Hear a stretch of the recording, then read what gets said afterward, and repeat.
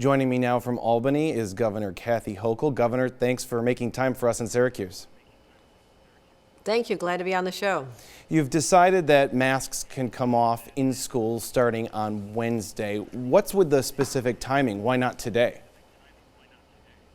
Well, we talked to school superintendents and teachers and parents, organizations, the PTA over the weekend, and that they asked for more time. They said that everyone's just getting back from the vacation. A lot of teachers and principals and students, families are just getting back literally yesterday, and they wanted more time from us, so they asked for Wednesday, so we accommodated that. The CDC's latest guidance on schools asks that schools with high transmission areas within high transmission counties do require masks, but your flexibility doesn't seem to enforce what the CDC is suggesting. What's with the discrepancy?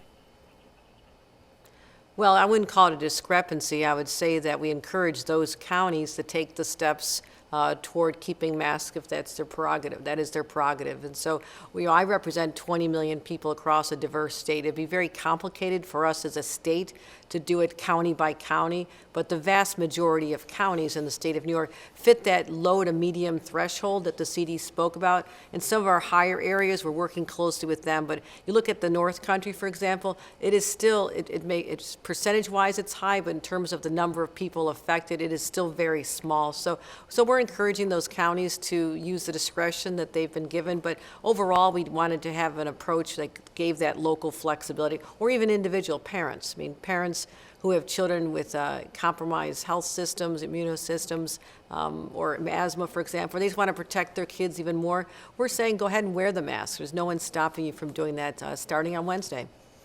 You know, sometimes it's helpful to have the cover of state government or the cover of county government to point to a higher entity and say, look, they're making us enforce this. What would you say to a school district now that might want to remain cautious and continue forcing kids to wear masks in schools, but not without the help of the state, or even if their county decides, without the county help?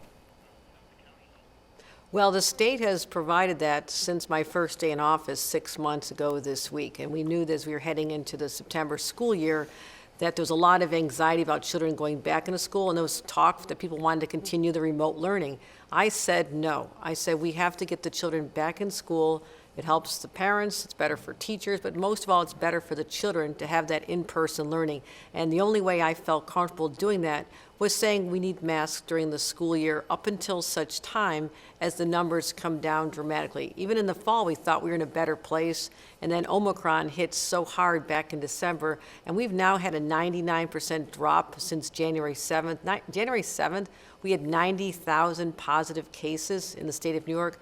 We're now down to about 1,400 cases out of a population of 20 million. So now is the time to say, let's give the flexibility to individual counties if they choose, if a school district wants to. I mean, this is what they've been asking for, is to have that local control. And we stood firm until we knew that the numbers were down, hospitalizations were down, pediatric cases were down, as well as the CDC coming out on Friday and basically saying that 70% of the country is in that lower to medium transmission rate, and so they should take them off. And so we're just being flexible. That's what we've asked for, is looking at data, listening to the experts, but also listening to the parents who've been asking for this as well.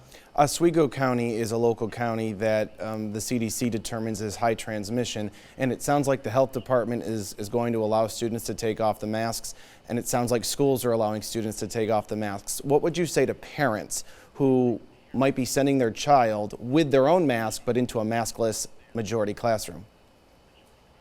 Well, I also hope that those children are vaccinated. If you're a parent who's concerned about your child's health, your child's vaccinated.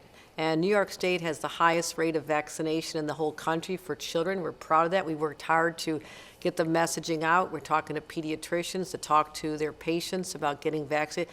We set up vaccination sites specifically for children in many parts of our state. So every parent who has that sense of anxiety, we encourage them over the break even to use that time to get the first dose or even get your second dose, so your children really are fortified. The number of people who contract the virus but end up in the hospital is very low if they're vaccinated, and that's something I'm sure all parents will be thinking about as well.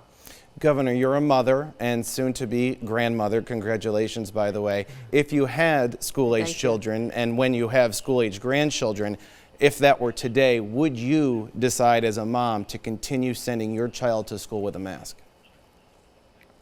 My children, adult children are fully vaccinated. I'd make sure my children, if they're the right age, my baby grandchild will not be the age, but if my children were vaccinated, I wouldn't hesitate.